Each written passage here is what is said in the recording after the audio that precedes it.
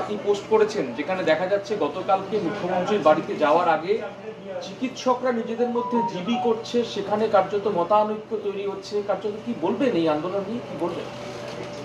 দেখুন, একটি বিষয় হচ্ছে যে আরজিকর কাণ্ডে ন্যায় বিচার, অর্থাৎ যে মেয়েটি তরুণী চিকিৎসক ধর্ষিতা এবং খুন হয়েছে, আসল দোষীরা ধরা পড়ুক, কঠোর শাস্তি হোক, এবং পাশাপাশি যদি কেউ এই তদন্তকে বিকৃত করার চেষ্টা করে থাকে, কোনো প্রমাণিত অভিযোগ থাকে, তাদের শাস্তি হোক।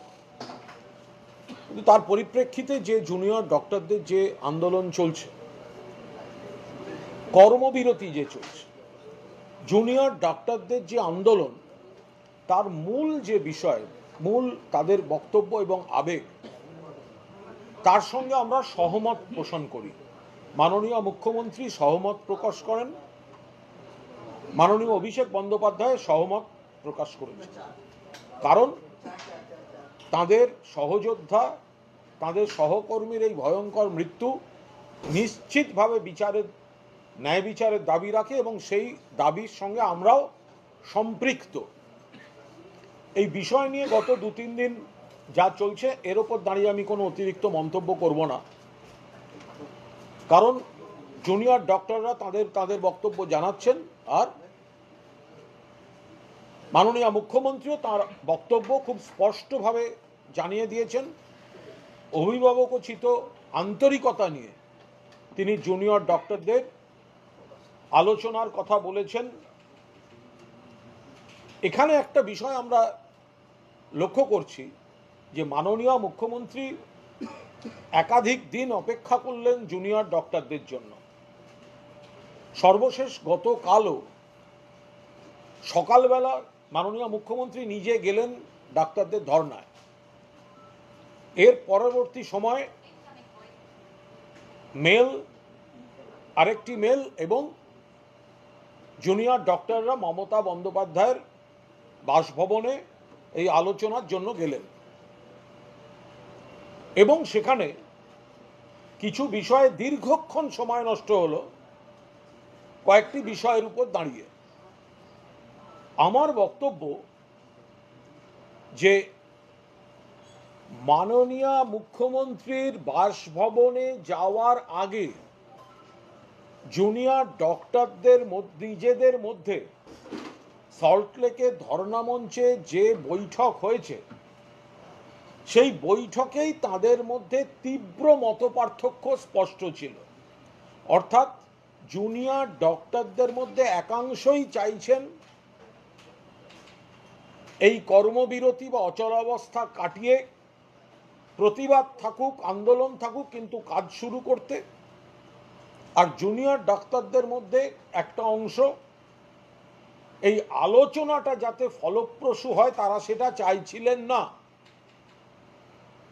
জুনিয়র ডক্টররা গতকাল মাননীয় মুখ্যমন্ত্রীর বাসভবনে যাওয়ার আগে নিজেদের মধ্যে যে বৈঠক করছিলেন, তাতেই স্পষ্ট, সেই কথোপকথনে স্পষ্ট যে একটা অংশ আলোচনা ফলপ্রসূ হোক, জট খুলে যাক চাইলেও অন্য একটি অংশ জট খোলার পক্ষপাতী ছিলেন না।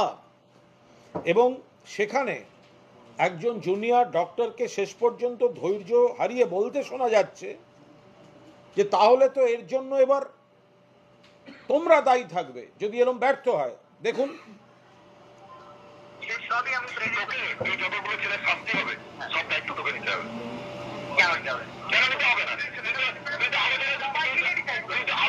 অর্থাৎ তারা বলছেন যে এরপরে যদি কোনো ব্যবস্থা হয় তার দায়িত্ব তোকে নিতে হবে। একাংশ চাইছেন জটটা খুলুক, আর অন্য অংশ চাইছে জটটা যাতে না খোলে। অর্থাৎ মুখ্যমন্ত্রীর বাড়িতে যাওয়ার আগে, যেখানে মুখ্যমন্ত্রী নিজে অপেক্ষায় দাঁড়িয়ে আছেন, যেখানে মুখ্যমন্ত্রী নিজে তাদের বৃষ্টিতে না ভিজে বসার ব্যবস্থা করে দিয়েছেন, ছাতার ব্যবস্থা করে দিয়েছেন, যেখানে মুখ্যমন্ত্রী বেরিয়ে এসে হাত জোড় করে বলছেন কথা বলো, খোলা মনে আলোচনা করি, আর যদি আলোচনা নাও করো এক কাপ চা অন্তত খেয়ে যেও।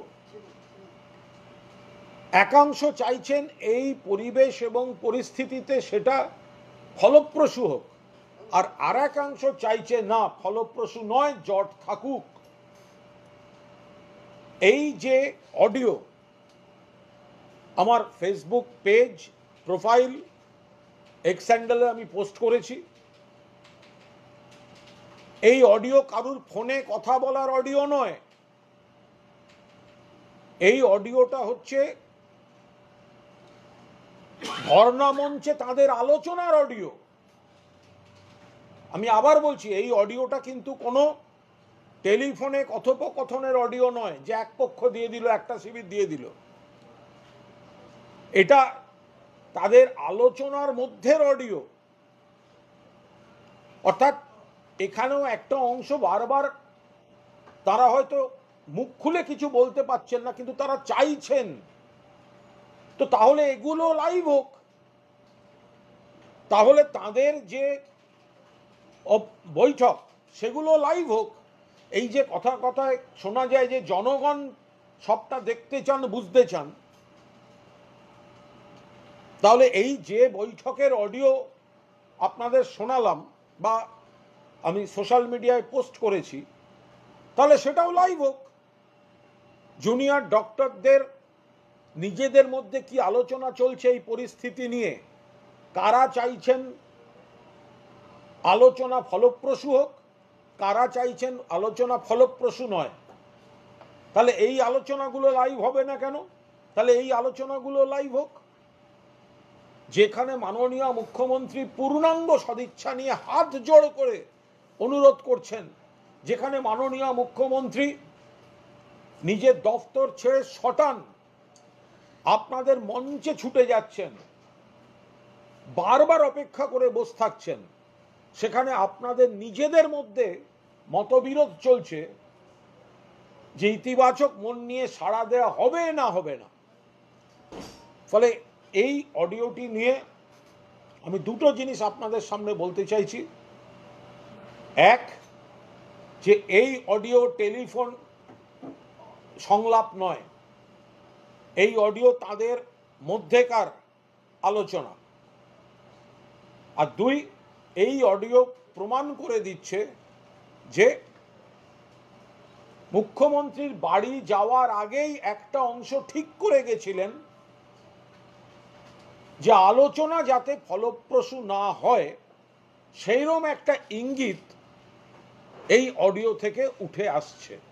ফলে এই বিষয়টির সমাধানে মাননীয় মুখ্যমন্ত্রীর নেতৃত্বে রাজ্য সরকার প্রশাসন যে সদিচ্ছা দেখিয়েছে, মাননীয় মুখ্যমন্ত্রী যেভাবে কখনো ছুটে গেছেন, কখনো বাড়িতে প্রস্তুত থেকেছেন বৈঠকের জন্য, কখনো হাত জোড় করে অনুরোধ করেছেন, এবং তারপরেও দীর্ঘ 3 ঘন্টা তারা যে সাড়া দেননি, তার কারণ হচ্ছে তাদের মধ্যে এই মানসিকতাটা রয়েছে যে এক পক্ষ চাইছেন সলিউশন, আর এক পক্ষ চাইছেন জট থাকুক। তার ইঙ্গিত এই অডিওতে স্পষ্ট। এই যে অচলাবস্থা জিয়ে রাখার জন্য কি তাহলে আপনি মনে করছেন যে কেউ বা কারা মদত দিচ্ছে জুনিয়র চিকিৎসকদের একাংশকে? দেখুন, এইভাবে বলা খুব মুশকিল। মাননীয় মুখ্যমন্ত্রী পরিষ্কার বলেছেন যেটা বাইরে থেকে কেউ না কেউ এটা চাপিয়ে দিচ্ছে। জুনিয়র ডক্টর যারা, তারা অধিকাংশই তারা নিশ্চিতভাবে তারা মনে প্রাণে চান কাজ করতে। আমি তো শুনেছি আজকে কোনো একটি জেলায় কোনো একটি হাসপাতালে সই না করলেও কাজে বিপুল সংখ্যক জুনিয়র ডক্টর যোগ দেওয়ার ইচ্ছা প্রকাশ করেছিলেন এবং যোগ দান করেছেন। কিন্তু কোনো মহল চাইছে এই অচলাবস্থাটা থাকুক, কোনো মহল চাইছেন যে মাননীয় মুখ্যমন্ত্রী অভিভাবকের মতো যে অনুরোধগুলো করছেন তাতে সাড়া দিয়ে যেন জটটা না খোলে। তারা এই জুনিয়র ডক্টরদের মধ্যে কিছু অংশের আবেগকে বিপথে চালিত করার, রাজনৈতিক উদ্দেশ্য প্রণোদিতভাবে চালিত করার জন্য প্রভাব সৃষ্টি করছেন কি না সেটাও খতিয়ে দেখা প্রয়োজন। সেই অডিও ক্লিপ তো আপনি দাবি করলেন যে এটা যখন জিবি চলছিল বা তাদের মধ্যে যখন আলাপ আলোচনা চলছিল সেই সময়কার, তাহলে কি এটা ধরে নিতে হবে যে জুনিয়র চিকিৎসকদেরই একাংশের তরফ থেকে আপনারা এটা হাতে পেয়েছেন? আমি আবার বলছি, জুনিয়র চিকিৎসকদের যে মূল আবেগ, মূল বক্তব্য, মূল দাবি, তার সঙ্গে আমরা সবাই একমত। মমতা বন্দ্যোপাধ্যায় একমত, অভিষেক বন্দ্যোপাধ্যায় একমত, তৃণমূল কংগ্রেসের গোটা পরিবার একমত যে অভয়া বা তিলোত্তমার ন্যায় বিচার পাক। কিন্তু আমরা এটাও দেখছি যে জুনিয়র ডক্টরদের মধ্যে একটা বড় অংশ, তারা এখনো মুখে কিছু বলতে পারছেন না, কিন্তু তাদের উপর যে কর্মবিরতিটা চাপিয়ে দেওয়া হয়েছে সেটায় সকলে একমত নন। সেই জায়গায় দাঁড়িয়ে তাদের প্রতিবাদ, তাদের দাবি দেওয়ায় এই ব্যাপারটা সবাই একমত, কিন্তু কর্মপদ্ধতিতে যে এই কর্মবিরতির বিষয়টা আসছে এটা সবাই একমত নন। আপনাদের মনে থাকবে লালবাজারের অবস্থানের দিনই এক জিনিস ঘটেছে, কয়েকজন যোগাযোগ করেছিলেন সকাল থেকে এবং কোনো একটা বিজ্ঞানে শেষ পর্যন্ত ওই ধর্ণা প্রত্যাহার হয়েছিল। মাননীয় মুখ্যমন্ত্রী দরদি অভিভাবকের মানসিকতা দেখিয়েছিলেন। তখন যে জুনিয়র ডক্টররা সাংবাদিকদের কাছে অন্য কথা বলেছিলেন, আমি তাদের বলছি আপনাদের এই অডিও এ তো তাদের মধ্যে থেকেই আসা, তো ওটা তো টেলিফোনিক কনভারসেশন নয়। যারা বৈঠক করছেন তাদের মধ্যে থেকে আসা সেই কনভারসেশন। তো সুতরাং যারা আমরা সবাই তাদের আবেগ এবং তাদের মূল দাবির প্রতি আমরা সবাই একমত, কিন্তু তাদের মধ্যে থেকেও যখন কোনো বক্তব্য আসছে তো তারা প্রতিপদে বুঝিয়ে দিচ্ছেন যে তারা এটা আমাদের কর্মবিরতিতে তারা একমত হচ্ছেন না। আমি আর একবার ওই অংশটা শোনাবো।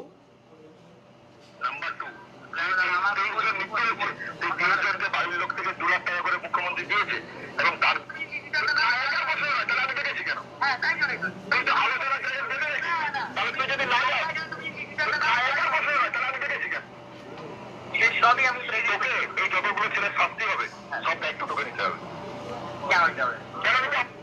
এই যত কোনো ছেলের শাস্তি হলে দায়িত্ব তোকে নিতে হবে, একজন বোঝাচ্ছেন।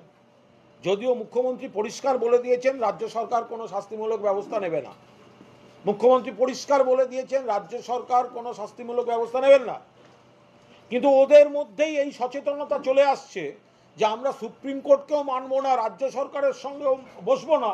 এটা কতদিন ধরে চলবে? তাতে একজন তাদের কোনো কেউ দায়িত্বশীল কেউ বলছেন তাহলে তোকে এই দায়িত্ব নিতে হবে, আবার সে বলছে আমি কেন দায়িত্ব নেব।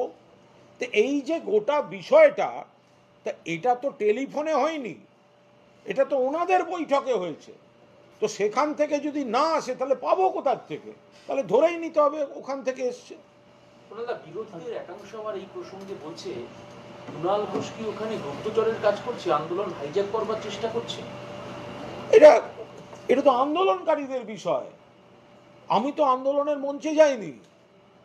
আন্দোলনকারীদের বিষয়, তাদের কথোপকথন যদি কোনোভাবে বাইরে আসে তাহলে তো তারা সকলে এই কথোপকথনে একমত নন, বা কর্মবিরতিতে একমত নন, বা এই চলতি পদ্ধতিতে একমত নন, নইলে তারা এই কথোপকথন বাইরে দেবেন কেন? এটা তো আমাদের কারুর কাছে চাইতে হচ্ছে না, এ তো তাদের কথোপকথন তাদের মধ্যে থেকে বাইরে আসছে। ফলে দয়া করে এখানে এই প্রশ্ন তুলবেন না কুণাল ঘোষ পেল কি করে, কুণাল ঘোষের কাছে এলো কেন। আরে বৈঠক করছেন তো আপনারা, জুনিয়র ডক্টররা কোথায় বৈঠক করছেন? আপনাদের ধর্ণা মঞ্চে বৈঠক করছেন। আপনাদের কথার অংশ যদি আমার কাছে আসে, তারপরে আপনি আমায় দোষ না দিয়ে আপনারা নিজেদের মধ্যে কথা বলে দেখুন যে এই কর্মবিরতিতে আপনাদের কজন মন থেকে আছে, নাকি কজন পারিপার্শ্বিকতায় সামিল হয়ে যাচ্ছে। গতকাল মুখ্যমন্ত্রী গেছিলেন ধর্ণা মঞ্চে জুনিয়র চিকিৎসকদের, সেখানে তিনি 9 মিনিট 26 সেকেন্ড বক্তব্য রেখেছেন। রাজ্যের বিরোধী দলনেতা তিনি বলছেন এই 9 মিনিট 26 সেকেন্ডের বক্তব্যের মধ্যে অন্তত 76 বার মুখ্যমন্ত্রী আমরা এই করেছেন, অর্থাৎ মুখ্যমন্ত্রী আমিত্বতে ভুগছেন, তিনি নিজে মুখ্যমন্ত্রী এমনটা তিনি দাবি করছেন। কারণ মুখ্যমন্ত্রী যদি ভাষণ দেন, সেখানে যদি সরকারের নীতির কথা বলেন, তো আমির কথাটা বলবেন না। মুখ্যমন্ত্রী যদি ভাষণ দেন, শুভেন্দু অধিকারী নরেন্দ্র মোদীর শেষ ভাষণটা দেখেছেন? কতবার বিজেপির নাম না বলে ইয়ে মোদি কা ওয়াদা হ্যায়, ইয়ে মোদি কা হ্যায়, তখন তো কেন্দ্রীয় সরকার বা ভারতীয় জনতা পার্টির নাম আসেনি। তখন কি শুভেন্দুবাবু দেখতে পান না, না শুনতে পান না? হ্যাঁ, সিলেক্টিভ প্রতিবাদ শুভেন্দুবাবু, সিলেক্টিভ प्रतिवाद। मोदी का वादा है, मोदी बोल रहे हैं, तो তখন শুভেন্দু বাবু তখন মনে পড়ে না যে মোদি না বলে প্রধানমন্ত্রী বলেনি কেন, মোদি না বলে ভারতীয় জনতা পার্টি বলেনি কেন, মোদি না বলে কেন্দ্রীয় সরকার বলেননি কেন? মমতা বন্দ্যোপাধ্যায় এখানে পরিষ্কার বলেছেন, আমি বড় দিদির মতো গেছি, বোনের মতো গেছি। তা আমি বলবেন না তো কি বলবেন? ঠিক করেছেন। আরেকটি অডিও নিয়ে সমস্যা তৈরি হয়েছে। শতরূপ ঘোষ তিনি অভিযোগ করেছেন যে পুলিশ বলছে 2-13 এফআইআর করেছে, তারপরে আপনি প্রেস কনফারেন্স করছেন। তাহলে এই অডিও আপনি কোথা থেকে পেলেন? পুলিশ কি আপনাদের তুলে দিয়েছে?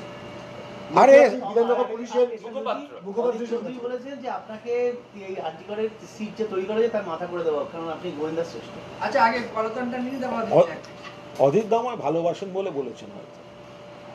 হ্যাঁ, আমি একটা কথা বলছি, এই যে স্টপ ওয়াচ নিয়ে অনেকে বসে আছে, এ আগে পেল না ও আগে পেল। প্রথম উত্তর দিক কলতানের গলা হ্যাঁ কি না। আসল বিষয়টা হচ্ছে ডাক্তারবাবুদের উপর হামলার ছক হয়েছিল, গলাটা কলতানের হ্যাঁ কি না।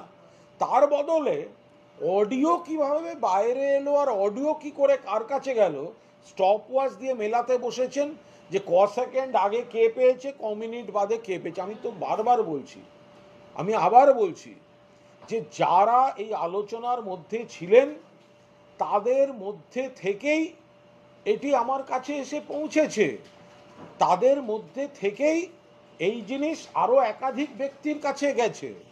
যারা যারা কথা বলছিলেন তাদের মধ্যেই বিষয়টা নিয়ে আলোচনা হচ্ছিল, এবং সেই জায়গা থেকে তাদের মহল থেকেই এই বিষয়টা আরও একাধিক ব্যক্তির কাছে গেছে, হয়তো পুলিশের কাছে গেছে, হয়তো আমার কাছেও এসছে। আমি যারা প্রশ্ন তুলছেন তাদের আমি বলবো, আমি তো আজকে আর একটা অডিও দিয়েছি, সেটা তো ফোনও নয়, সেটা তো ধর্ণা মঞ্চে যারা কথা বলছেন তাদের অডিও। তার কি ব্যাখ্যা দেবেন আপনারা? আমি আজকে যে অডিওটা দিয়েছি সেটা ফোনেরও নয়, সেটা জুনিয়র ডক্টরদের ধর্ণা মঞ্চে বসে নিজেদের মধ্যে কথোপকথনের অডিও। এর পরেও আপনারা এইসব অপ্রাসঙ্গিক কথাগুলো তুলবেন। আর সিপিএমের যারা তুলছেন তাদের জিজ্ঞাসা করব, আপনারা কি অডিও ভিডিও নিয়ে যখন এত কথা বলেন তখন কি সুশান্ত ঘোষকে জিজ্ঞাসা করেন যে আপনার ভিডিওটা কি জাল নাকি আপনি সত্যি করেছিলেন? জিজ্ঞেস করেন কখনো? সেটা আগে জিজ্ঞেস করে দেখবেন।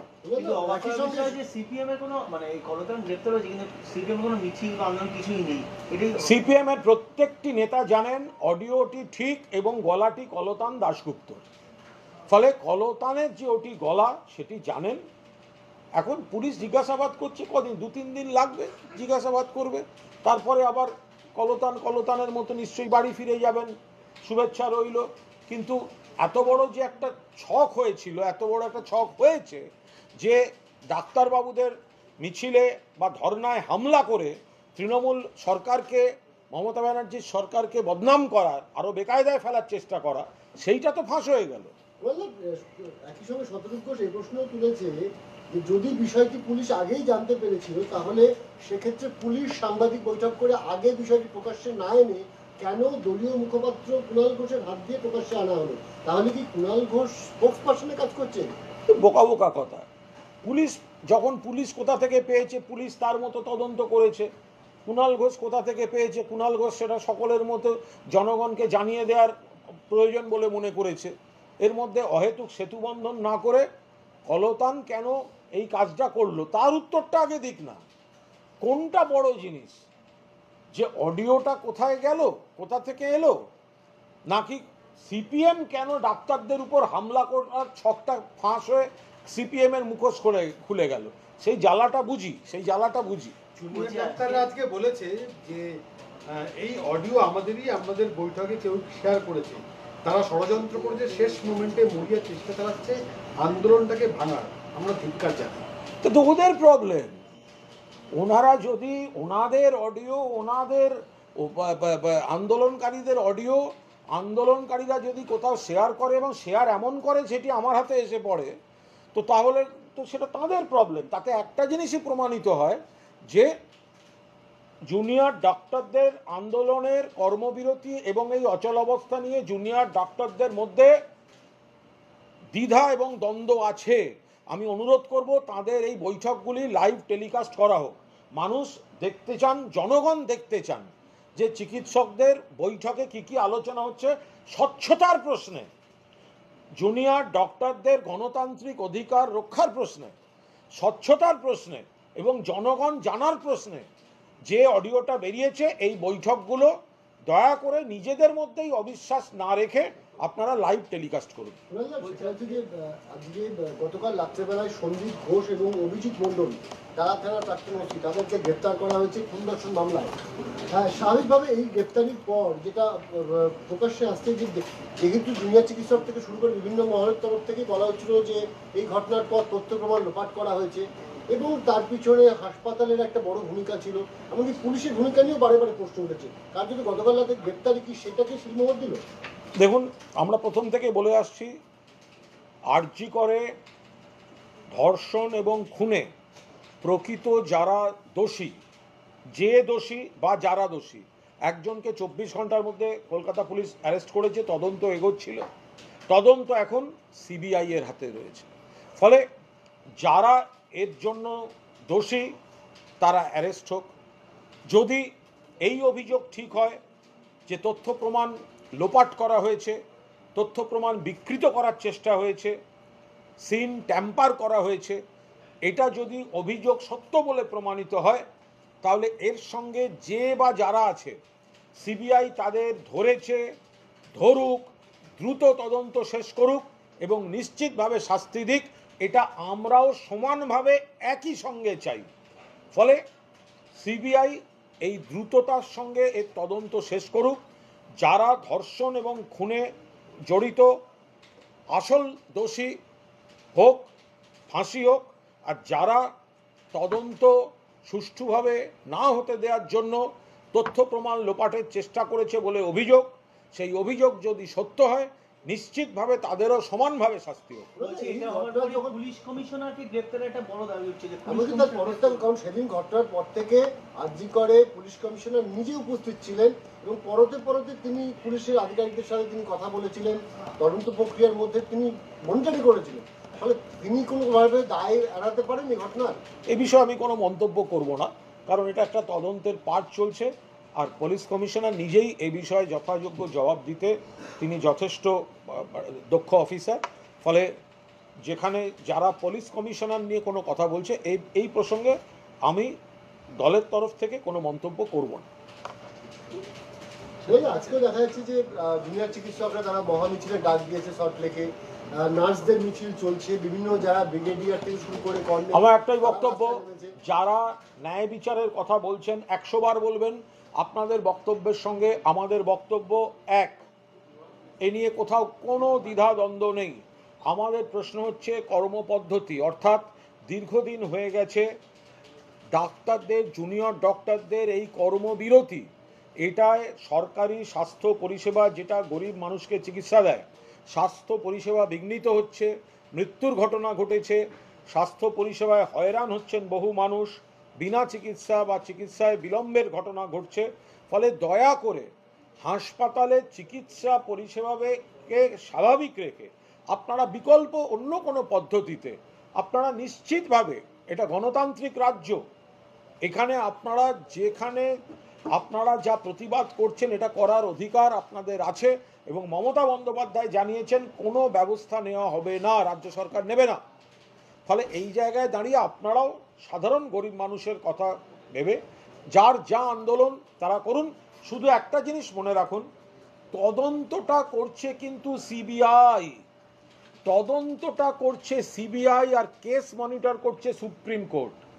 যার যা দাবি আছে, এই অফিসারের বিরুদ্ধে দাবি, ওই অ্যাডমিনিস্ট্রেটিভ কর্তার বিরুদ্ধে দাবি, এই দাবিগুলো তো সিবিআই এখন দেখছে। ফলে সাধারণ মানুষের যাতে অসুবিধা না হয়, গরিব রোগীর যাতে অসুবিধা না হয়, আসন্ন পুজো ছোট ব্যবসায়ী, হকার বন্ধু, অন্যান্য দোকান বাজার যারা টাকা লাগিয়ে বসে আছেন, যাদের কাছে এটা একটা অর্থনীতি, তাদের যেন সমস্যা না হয়, তদন্ত করছে সিবিআই। যার যা প্রতিবাদ এবং দাবি দয়া করে আপনারা সিবিআই এর কাছে দিন, অথবা সুপ্রিম কোর্ট যারা মনিটর করছে তাদের কাছে পাঠিয়ে দিন। এর বাইরে আপনাদের এবং আমাদের আন্দোলনকারীর, তারাও তো আমাদের সহনাগরিক, আমরাও তো একমত। এর সুতরাং অনুরোধ শুধু যে একটু খেয়াল রাখুন, তদন্তটা করছে সিবিআই।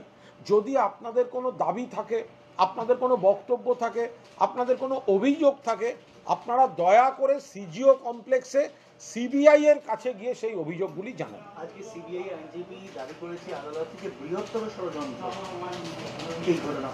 তো কোর্টের ব্যাপার, যদি ষড়যন্ত্র বৃহত্তর থাকে তাহলে আমরা আশা করব CBI, central bureau of investigation, তারাও নিশ্চয়ই দ্রুততার সঙ্গে সেই লার্জার কনস্পিরেসি তারা নিশ্চিতভাবে সামনে আনবেন। আর আরজি করের পর ডেন্টাল কলেজ, আর আহমেদ ডেন্টাল কলেজের নাম উঠে এলো। সেখানকার প্রিন্সিপালের বিরুদ্ধে অভিযোগ, বিজেপি সমীর ভট্টাচার্য করেছেন যে প্রিন্সিপালের চেয়ারে 2014 থেকে আছেন তপনগিরি মেয়ে। বলতে পারবো না, এটা একদম বলতে পারবো না। স্বাস্থ্য প্রশাসনের বিষয় এখন একটুখানি বুঝতেই পাচ্ছেন, কোনো একটা অস্থির পরিস্থিতি চলছে। এই সময় কে কার বিরুদ্ধে, কার কোন ইস্যুতে রাগ, কার কোন বিরুদ্ধে অভিযোগ সব দিয়ে দেবে, এগুলো আমাদের পক্ষে এটা সেইগুলো সব জেনে বলা বোঝা সম্ভব নয়। এই যে সন্দীপের সঙ্গে অভিজিতের নাকি একাধিক কথা হয়েছে ঘটনার দিন, এবং অভিজিৎ ষড়যন্ত্রের সামিল, এই লাইনটা বারবার করে উল্লেখ করেছে আদালতে। দেখুন, সিবিআই যখন আদালতে কিছু বলেন এই ধরনের স্টেজে, অর্থাৎ এই জাস্ট অ্যারেস্ট করে আনার পর বেল অপোজ করার সময়, সেই সময় বিভিন্ন মারাত্মক কথাবার্তা তারা বলেন, এটা বাস্তব। আমি কাউকে ডিফেন্ড করছি না, কাউকে বাড়তি আক্রমণ করছি না, কাউকে সমর্থন করছি না, কারোর বিরোধিতা করছি না। তখন বিভিন্ন ধরনের যে অভিযোগগুলো তারা আনেন, ভবিষ্যতে দেখা যায় সেই অভিযোগগুলো অনেকগুলোই শেষ পর্যন্ত প্রমাণের জায়গায় গিয়ে পৌঁছয় না। ফলে আমরা এইটুকু আশা করব, সিবিআই যে মারাত্মক অভিযোগগুলো আনছে তারা দ্রুততার সঙ্গে তার প্রমাণগুলো আদালতের কাছে মান্যতা পায় এমন তথ্য প্রমাণ দিয়ে বিচার প্রক্রিয়া শুরু করবে। বলছি, লাস্ট দিন কেজরিওয়াল আজকে পদত্যাগ করেছে মুখ্যমন্ত্রী থেকে এবং বলেছে ভিড়ের মতো ফিরবো, নভেম্বর মাসে ভোট দেওয়ার জন্য। দেখুন, সামনে ভোট আছেন, উনি ওনার নীতিগত সিদ্ধান্ত জানিয়েছেন। কেজরিওয়ালের মন্তব্যের উপর কোনো মন্তব্য করব না। দিল্লির মুখ্যমন্ত্রী, তিনি তার একটা সিদ্ধান্ত জানিয়েছেন। আজকে এটা ইতিমধ্যেই সেপ্টেম্বর মাস, নভেম্বরে ওখানে শিডিউল নির্বাচন রয়েছে দিল্লির। ফলে তিনি সামনেই ভোট, 1.5-2 মাসের মধ্যে, 2 মাসের মধ্যে, 2.5 মাসের মধ্যে ভোট। ফলে এবার তিনি তার একটা সেই ভোটকে সামনে রেখে একটা নীতিগত সিদ্ধান্ত জানিয়েছেন, আমরা শুনেছি। দাদা, আপনি বললেন যে ওই চিকিৎসকদের যে অডিও আজকে ভাইরাল পোস্ট করেছেন, অনিকেত মাহাতো এক চিকিৎসক, আন্দোলনকারী চিকিৎসক, তিনি আজকে সাংবাদিক সম্মেলন করে বলেছেন যে ওই গলার স্বর আমারই। উনি স্বীকার করেছেন এবং তিনি বলছেন, আমি তো নিজেদের মধ্যে আলোচনায় একটা ঐক্যমতে পৌঁছানোর চেষ্টা করছিলাম, আসলে আন্দোলন ভাঙার পরিকল্পনা চলছে বলে মনে করি, এইভাবে আমাদের গোটা বিষয়টা বাইরে নিয়ে। এটা তাঁদের সমস্যা। যদি সত্যি এটা ওনার কণ্ঠস্বর হয় এবং উনি যদি সেটা স্বীকার করে থাকেন, তাহলে এই অডিওর সত্যতা নিয়ে তো নিশ্চয়ই ওনারা কেউ প্রশ্ন তুলছেন না। আমি তো এটাই বলার চেষ্টা করছি যে ওনাদের মধ্যে দ্বিধা বিভক্ত ওনাদের এই গোটা বিষয়টা। ফলে এই কর্মবিরতি নাকি কর্মবিরতি নয়, অচলাবস্থা চলবে না অচলাবস্থা চলবে নয়, মানে কাটবে, এইটার একটা মত পার্থক্য ওনাদের মধ্যে আছে। সেই কারণেই আমি বারবার বলছি, আজকে যদি ওনারা বলেন যে ওনাদের আন্দোলন ভাঙার চেষ্টা চলছে, তাহলে কে চেষ্টা করছে? ওনাদের মধ্যেই কেউ চেষ্টা করছে, নইলে এটা বাইরে এলো কি করে? যদি উনি বলে থাকেন যে আন্দোলনকে কেউ ভাঙার চেষ্টা করছে, তাহলে এই অডিওটা যিনি আমাদের কাছে দিয়ে দিয়েছেন, তার মানে ওনাদের চারপাশে এমন অনেক ব্যক্তি রয়েছেন যারা আমাদের সঙ্গে যোগাযোগ রাখছেন এবং চাইছেন এই অচলাবস্থা কাটুক, যেটা ওখানকার 3-4 জন নেতা অন্য কারোর ইনস্ট্রাকশনে বা নিজেদের কোনো কোনো অঙ্কে তারা এই অচলাবস্থাটা চাইছেন, আবার অনেকে চাইছেন মিটুক। তো এটা তো ওনাদের ঘরের প্রবলেম। সেই জন্যই বলছি আপনারা আপনাদের মিটিংগুলো লাইভ টেলিকাস্ট করুন, স্বচ্ছতার স্বার্থে। জনগণ বুঝতে চাইছে যে আপনারা কি ভাবছেন। তো সুতরাং লাইভ যখন হবে, তাহলে আপনাদের এইটা নিয়ে যখন বিতর্ক হচ্ছে, আন্দোলন ভাঙার চেষ্টা, আপনাদের কথা বাইরে আসছে, তাহলে এই আপনাদের এই আলোচনাগুলো দয়া করে আপনারা লাইভ করুন, তাহলে এগুলো নিয়ে আর কোনো ভুল বোঝাবুঝি থাকবে না, জনগণ স্বচ্ছভাবে জানতে পারবে। কুণালদা, আরজি করের প্রাক্তন অধ্যাপক সন্দীপ ঘোষ তিনি যখন ন্যাশনাল মেডিকেল কলেজে ছিলেন তখনও তার বিরুদ্ধে ভুরি ভুরি অভিযোগ উঠেছিল। আজকে সেখানকারই এক আধিকারিক তিনি আজকে অভিযোগ করেছেন আমাদের ক্যামেরার সামনে, তিনি বলছেন যে একটা সময় ন্যাশনাল মেডিকেল কলেজের আইটিইউ বেড, সেই বেড সমস্ত কুক্ষিগত করেছিলেন সন্দীপ ঘোষ। কে ভর্তি হবে কি হবে না সবকিছু তার কন্ট্রোলে ছিল। গোটা বিষয়টা জানানো হয় স্বাস্থ্য প্রতিমন্ত্রী চন্দ্রিমা ভট্টাচার্যকে, কিন্তু দেখা যায় যে তাতে তো কোনো ব্যবস্থা হলোই না, উল্টে যে 4 জন আধিকারিক তারা জানিয়েছিলেন তাদেরকেই বদলি করে দেওয়া হলো। এটা ভয়ঙ্কর অ্যালিগেশন। দেখুন, এটা তো স্বাস্থ্য প্রশাসনের বিষয়, ফলে এর উপর দাঁড়িয়ে কোনো মন্তব্য করব না। নিশ্চিতভাবে যিনি বলছেন এখন তিনি কতটা ঠিক বলছেন, আমি কতটা তার মধ্যে অন্য দিকের কথা শুনে নেওয়ার অবকাশ রয়েছে, এগুলো তো স্বাস্থ্য প্রশাসনের ব্যাপার, এর মধ্যে কোনো রাজনৈতিক মন্তব্য করব না। লাস্ট কোশ্চেন, নৈহাটিতে কিছুদিন আগে নাগরিকদের মিছিলের উপরে হামলা হয়েছিল, অভিযোগের আঙুলগুলো ছিল তৃণমূল রাষ্ট্রের দুষ্কৃতীর বিরুদ্ধে। আজকে সেই নৈহাটিতেই নাগরিকরা এবং থিয়েটারের ব্যক্তিত্বরা তারা মিছিল করছেন, কি বলবেন? গণতান্ত্রিক রাজ্য, তো সেখানে মিছিল করছেন। আমরা তো আবার বলছি, যারা যা মিছিল করছেন, নাগরিকদের আন্দোলনের বিষয়ে আমাদের কোনো বক্তব্য নেই। আমরা শুধু বলছি তদন্তটা এখন করছে সিবিআই, কেস মনিটর করছে সুপ্রিম কোর্ট। সিপিএম জমানায় একের পর এক ধর্ষণ খুনের ঘটনা ঘটেছে, ন্যায় বিচার হয়নি। আর অন্য রাজ্যে, বিজেপি শাসিত রাজ্যগুলো একের পর এক ঘটে চলেছে। এইগুলো মনে রেখে সার্বিক ক্ষেত্রে মহিলাদের সুরক্ষা, নারী সুরক্ষায় পশ্চিমবঙ্গের এখনকার অবস্থা 2-1টি কুৎসিত বিচ্ছিন্ন সামাজিক ব্যাধির ঘটনা ছাড়া অনেক বেটার। যারা প্রতিবাদ মিছিল করছেন, দয়া করে এই সার্বিকতার চালচিত্রটা মনে রাখবেন।